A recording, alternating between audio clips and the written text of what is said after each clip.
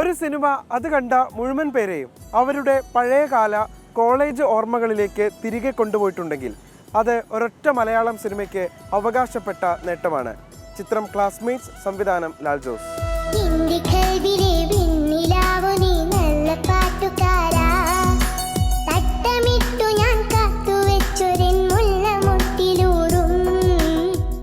ഈ സിനിമയിലെ എല്ലാ പാട്ടുകളും ഹിറ്റായിരുന്നു. പക്ഷെ അതിലൊരു ഗാനം ഒരു കാലത്ത് ക്യാമ്പസുകൾ അടക്കിവാണു. അന്ന് പ്രണയം പങ്കിട്ടിരുന്ന ആളുകളൊക്കെ ഈ പാട്ട് കാസറ്റിലാക്കി പരസ്പരം പങ്കിട്ടു. ആ പാട്ടിന്റെ കഥയാണ് ഈ കഥ.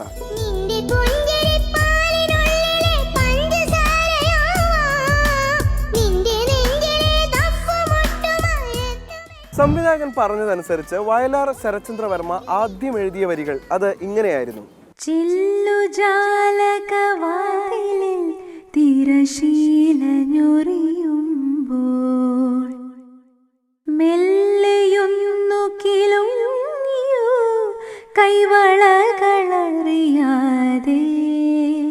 അലക്സ് പോൾ ഇതിന് സംഗീതം നൽകുകയും ഗായിക മഞ്ജരി അതിമനോഹരമായി ഈ പാട്ട് പാടുകയും ചെയ്തു.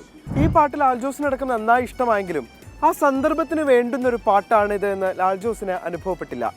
സിനിമയിലെ കഥാപാത്രം റസിയ എഴുതുന്ന പാട്ടാണിത് എന്ന് മാത്രമല്ല, ആ പാട്ട് കേൾക്കുന്നവർക്കൊക്കെ സദസ്സിലിരുന്ന് ഒന്ന് കൈയടിക്കാൻ തോന്നുകയും വേണം. അപ്പോൾ അത്തരത്തിലുള്ള അല്പം കൂടി റിതമുള്ള ഒരു പാട്ടാണ് വേണ്ടതെന്ന് വയലാർ ശരത്ചന്ദ്രവർമ്മയെ ലാൽ ജോസ് അറിയിച്ചു.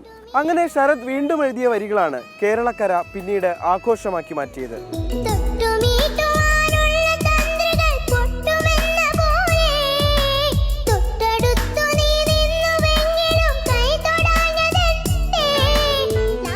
എൻ്റെ കൽബിലെ ഹൽവയാണ് നീ എന്നാണ് വയലാർ ശരത്ചന്ദ്രവർമ്മ ആദ്യം എഴുതിയിരുന്നത്.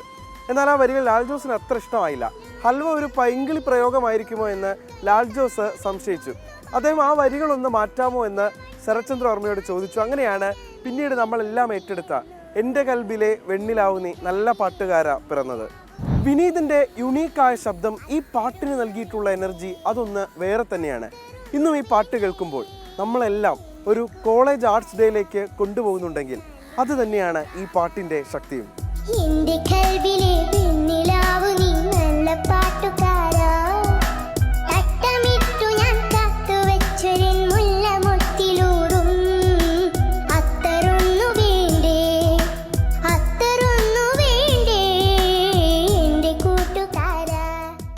പാട്ടുവഴി ഇനി നാളെ.